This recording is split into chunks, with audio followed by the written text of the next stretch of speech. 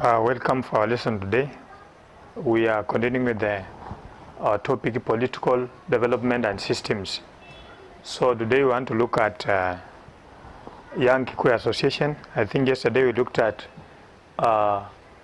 what we call also an association that's so Young Kikuyu Association was formed in 1921. Reasons, we can also call it demands. What the African wanted is what we call the demand. We can also call it the grievances. So that's what we want to look at, the reason for formation. Number one, African demanded for the return of African lands. So they wanted, this association wanted African to be given back their lands, which Europeans have taken away from them. Then number two, they wanted to fight against what we call the hard tax. We say it very well. Every early in the morning, these people, the Europeans, they used to send the chiefs to the local houses in search of tax. So it was called hard tax. So it was a problem which this association wanted to solve. Then we have, they wanted to fight against the Kipande system. We said the Kipande system is also called pass law, where every individual working could work with the Kipande or the identification card in the neck, showing the place where he come from. Then also the pass also indicated the name of the person. So it was a problem. The Africans saw this as discrimination. So they wanted a Kipande system to be abolished. Then political leadership. So these members of this association, they wanted to start to also participate in political leadership, where they can be elected as members of the representative areas and so on. Then they wanted also Western education for Africans. So they wanted Western education for Africans. We know very well Africans used to get education. It was mainly basically to help the Africans to offer European farms or jobs in European farms. So they wanted Africans to get good education in terms of getting good jobs in the future. So that is the reason or demand for Young Kikuyu Association. So we want to look at what you call the roles played by Young Kikuyu Association in struggle for independence. Remember, we said fighting for independence started around 1939 when we established these associations. So we want to look at the roles played by these associations or Young Kikuyu Association to fight for independence. So number one, uniting Africans against colonialism. So this Young Kikuyu Association united very many Africans together. They educated them on their rights to fight against colonialism. That is point one. Then number two, educating Africans on their rights. They also called rallies, and then they educated Africans on their rights. That Africans, they have rights to get education. Africans have rights to get good wages. Africans also have their rights to live good life like the Europeans were doing. So they wanted Africans to know their rights. Then we have provision of opportunity for Africans to practice leadership.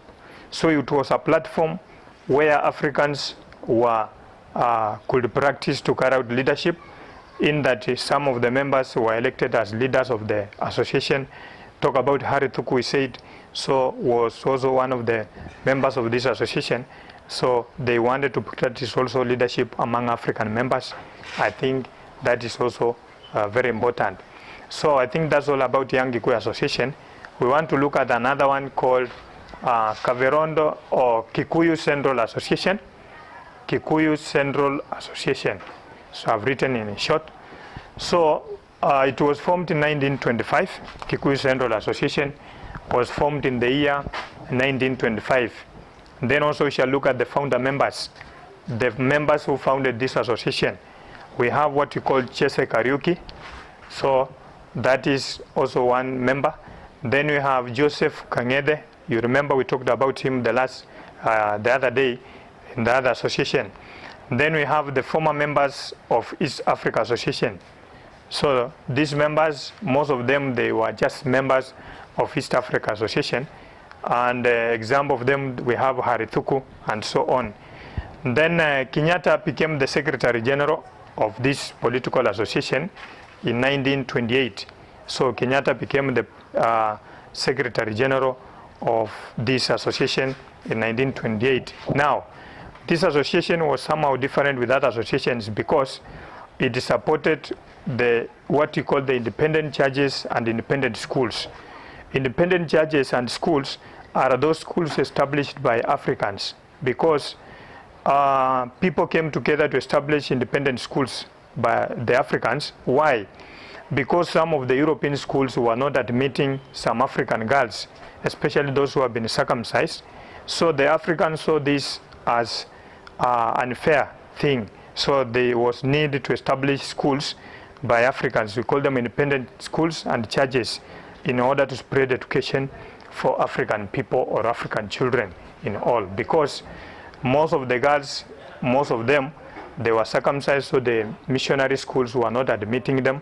So that one was a problem. Then reason for formation of Kikuyu Central Association. Number one, return of African land. We talked about land alienation. We can also say it's called land alienation. We said land alienation is where Africans' land were taken away by the European farmers. We call them the settlers. So that one was also another problem. So they wanted the return of African lands. Then number two, education in native language. When you talk about native language, then we are looking at the local language. So these people wanted the education for Africans to be provided in the native language or local language. That is Kikuyu language. Because we have said Kikuyu Central Association, most of the members, it was formed mainly by Ameru, Aembu, then we have a Kikuyu. So that one is what we are talking about. So they wanted education to be provided in a native language. Then we have abolition of the Kipande system. We say that the Kipande system is also called the pass law, where Africans could walk with their Kipande just in the neck. Then the name was indicated on the Kipande, then also the area where they come from. So whenever they reached anywhere, then they could be recognized as members of a given region of Kenya, like Western or Nyanza. So this one made African to see it as unfair. So that one was also another problem. Then we have, so we have finished about the reason for formation. So we call them the demands or African grievances. Then role of Kikuyu Central Association. What was the role of Kikuyu Central Association in fighting for independence in Kenya? Number one, independent churches and schools admitted Africans because missionary schools were unable to admit especially the circumcised girls. So we said missionary schools were established by the Europeans, and most of these were Christian. So some of the local girls from the Kikuyu communities were circumcised. So it was, the mission schools did not see this as a way of admitting them in the school. So there was need for Africans to establish what you call independent schools where they could admit their children to school. So that is role number one. Then in the school, children were taught their rights. So they grew up when they know their rights as African people. So at the end of the day, they could fight the Mzungu to go back to their home, leading to independence. Then we have land alienation was also another problem. We have said land alienation is where Europeans took away African lands. So that one was also another problem. So land alienation, Africans fought for return of African lands. That's what you're talking about, land alienation. So that one was also another role. Then another one, the role was united Africans through Muikudania. So we have what we call Muikudania. Muikudania is a Kikuyu language. So it was a form of a newspaper which was written by the members of this community. So that's what we're talking about. Muikudania was a form of newspaper which was written by members of this association to educate Africans on their rights, to educate Africans to fight for their rights, and so on. Then lastly, the role of Kikuyu Central Association, grievances were presented to the colonial government. So this association ensured that African grievances we have said they are demands or problems of African. For example, we have said the land alienation, return of African land. We have talked about increased wages for Africans. We have talked about abolition of Kipande system. We have also talked about the forced labor. Those are what you call the grievances or demands. So they ensured that the demands or grievances were taken to the colonial government. So that is all about Kikuyu Central Association. So we want to look at another association, which is the last one. It's called Kavirondo Taxpayer Welfare Association. So it is here, Kavirondo Taxpayer Welfare Association. So we shall start. It was started in 1922. Kavirondo was started in 1922. So by some members also, especially from Nyanda region. So we want to look at some members, the founder members, and so on. Founder members, those who founded this association. Number one, we have what we call Jonathan Okwir. Jonathan Okwir was the chairman of this association. Then we have Owor Gumba, secretary. Then there was somebody called Simon Nyande, who was the treasurer. Treasurer deals with the keeping of finance and so on. Then we have Jolemeo Okaka, was also a member. Then we have Ruben Omulo, was also a member. We have Joel Owino. Then we have Ezekiel Apindi. Then we have George Okoth. Those are the members of Kavirondo Taxpayer Welfare Association. Then we're also looking at the reasons for formation of this association. We said this association, most of them, they are just fighting for social welfare of the people.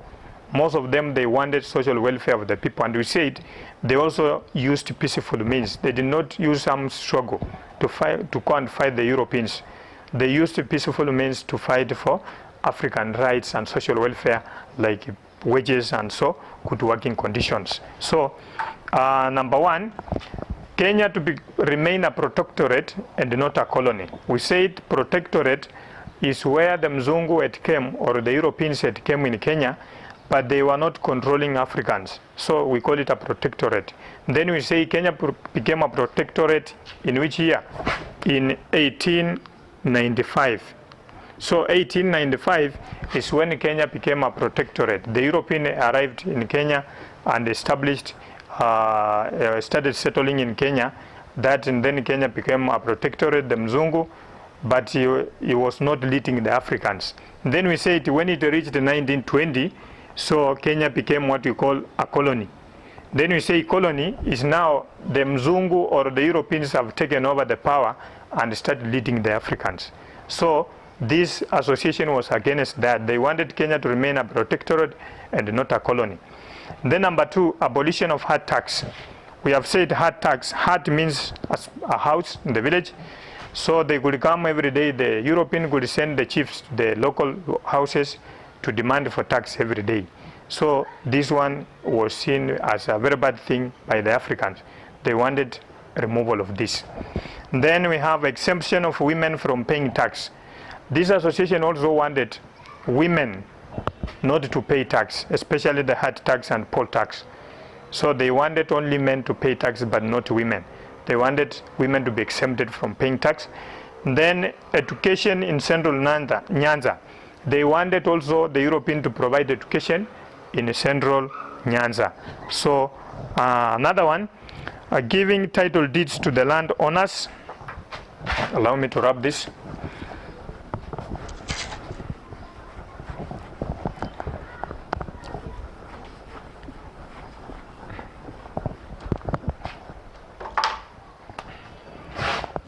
So we have what we call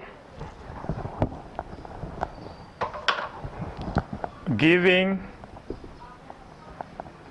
title deeds.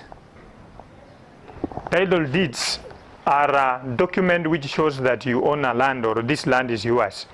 So African wanted the Europeans government or the colonial government to process title deeds and give the individuals to show that they own land, so that at the end of the day that land were not taken away by the Europeans. So that's what they're talking about. Then also they wanted abolition of forced labor, abolition of forced labor. We say that Africans were forced to work on European farms every day. So that's what we call forced labor. So the Africans started fighting through this association to make the colonial government abolish what we call the forced labor. So that's what you're talking about. Then we have another one, establishment of administrative system to replace paramount chiefs. And then we have what we call replacement of paramount chief. So example, we had a major or a famous paramount chief in Kenya called Nabongo Mia. Nabongo Mia was a king among the Bawanga, but when the British came, he was made a paramount chief to rule what we call the Lake region. Lake region composed of the Luo, then we had the Luya, and then we to Western Kenya. That's what we call Nabongo Mia. So he was the leader of those people, so as a paramount chief. So he used to rule that area. So this association wanted to abolition of paramount chiefs, then to have a system where people could be ruled directly without any problems. Then we had lastly abolition of Kipande system. I think you have talked about the Kipande system. Abolition of Kipande system. Working with the Kipande every day, the African did not want that. Then lastly, Nyanza to have its own elected African president. So Nyanza to have African elected president.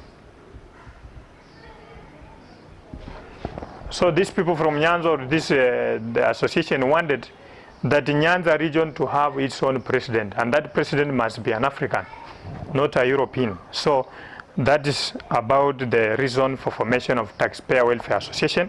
And then lastly, I want to look at the role of Kavirondo Taxpayer Welfare Association. Organized rallies to unite Africans. So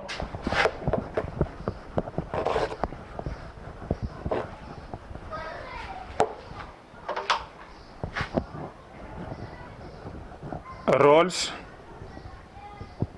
united Africans. So they organize rallies to unite Africans to fight for their independence. Then we have other support welfare matters like digging of pit latrine and also killing the rats. So they supported welfare activities, like they used to dig pit latrines for the people. They also killed the rats, they cleaned the environment, and so on. Then we have writing memoranda to the colonial government. So we had what we call the memos, memoranda. Memoranda was a form of document which was written by the Africans, then was placed at the office of the DO. For example, if this is a European office of the DO, they could write their grievances. We want our lands back, we want the abolition of Kipande system, we want our cattle back, and so on. Then they go to the office of the government, they place it there. So that's what you call internal memoranda. They used also that to address their grievance. Then lastly, organizing delegation to the colonial government. Delegation, we call it negotiation. So they organized what we call negotiation. So they went to the colonial government negotiating with those people. They want their land back and other grievances we have talked about. So that's what we're talking about. And then lastly, by 1934, the activity of the association have subsided, but the activities continued to be carried out by the independent schools and churches. Remember, we said the establishment of independent schools and churches was there. So by 1934, this one ended the associations, but the independent schools which were established by the associations continued, because children were taught in the schools about their rights, then also were taught how to fight for their independence. So they grew up maturely knowing that the Mzungu must go, then an African should be free. Thank you.